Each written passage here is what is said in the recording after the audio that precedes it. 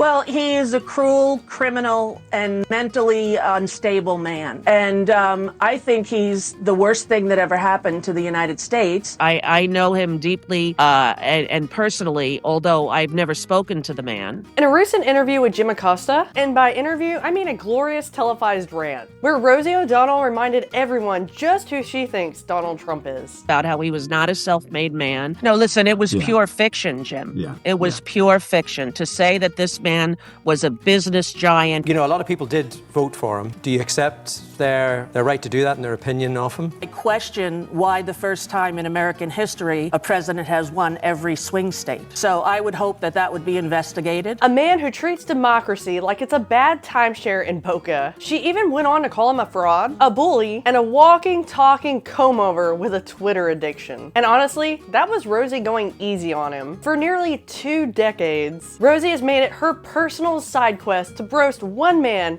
into oblivion. And judging by this latest appearance, she's nowhere near done. Spend like pretty much 90% of my waking hours tweeting hatred towards this administration. Yeah, just want you to know I've forgiven her, and this young woman, Bat crazy. Yeah. Rosie's even claimed that Trump is not a self-made man, as if having a little help in business is now some sort of cardinal sin. Since when do we criticize someone's success just because they had a little bit of a head start? Most people would just call that normal life. But apparently for Rosie, hatred outweighs common sense. Then came the moment when Acosta clearly poked the bear by saying, yeah, he seems to be really obsessed with you. And Rosie, without a hint of irony, had this to say, yes, he does. He seems to be obsessed. Yeah, When he seems was to be not the obsessed with president. you. Yes, he does. He does seem to be obsessed. You really don't hear Trump talking about Rosie anymore, do you? It's kind of the other way around. So who's really obsessed here? And the irony only grew from there. At one point, Rosie told a story and man, it was a doozy. I remember he had some liquor company at one point and somebody gave me a closed bottle of liquor with 2 bugs in it. Like there were 2 dead flies in it and in a sealed bottle of liquor. And I kept it on a counter for many, many years. But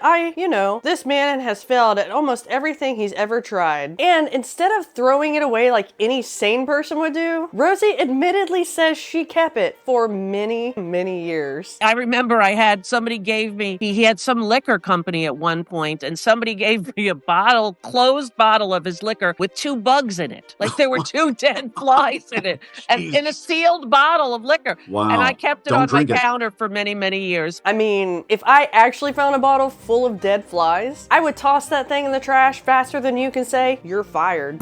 You're fired. Not display it proudly like it's some sort of treasure. But maybe that's the real story here. Just like that old bottle of dusty, bug-infested liquor, Rosie just can't let go. In the end, Rosie's feud with Trump may say a whole lot more about her than it ever did. What a narcissistic, mentally ill person he is. You know, it's very interesting. I expect nothing but the lowest bar for Donald Trump. About him. And judging by this latest interview, Rosie clearly isn't ready to close this book on this saga anytime soon. Rosie O'Donnell versus Trump, the epic grudge match that started all the way back in 2006. This feud has had more sparks than any episode of The View and 4th of July combined. And if anybody's ever watched The View, you know, that's a lot. Rosie kicked things off by calling Trump a con artist, and then Trump responded in kind by dubbing Rosie a real loser. Rosie's a loser. There's no question about that. People know it. People that know her know it. She then called him a sad orange man, and then he called her a slob. She then called him a cursed peanut with Wi-Fi. What exactly that means, I have no idea. And it went on for the next decade. If I were running The View, I'd fire Rosie. Rosie, you're fired.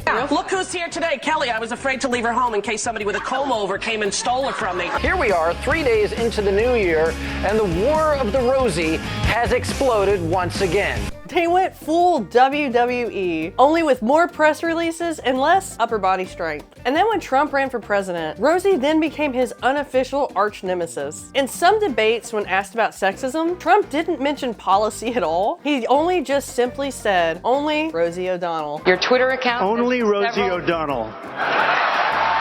Every chance these two get, they send a jab down the media line to one another. Rosie seems to have made it her life's mission to roast him on every platform known to man. From TV to Twitter to group chats to even probably by now carrier pigeons. Some rivalries fade over time, but this one has aged like a bottle of Trump vodka. Expired, dusty, and somehow still full of dead bugs. This is the feud that America didn't know it needed, but totally deserved.